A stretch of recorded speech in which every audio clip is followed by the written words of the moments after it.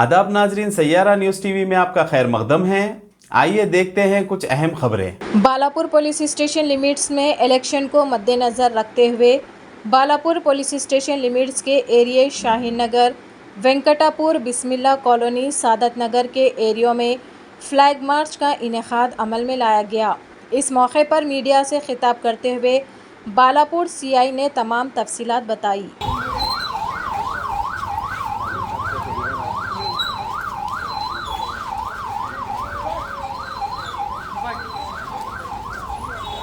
Today, under Balapur PS limits, my SHO along with DI, then our SIs and our women constables, then the CASF force, all we together, we have conducted flag march in our Balapur PS limits.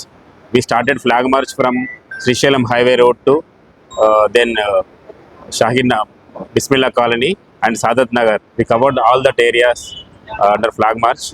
So we appeal the public people to participate in upcoming parliament elections and cast their votes without fear and bias. We always will give protection to all public who are under Balapur PS limits.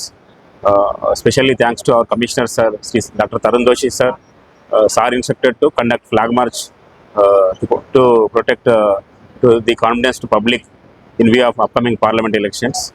So, thank you.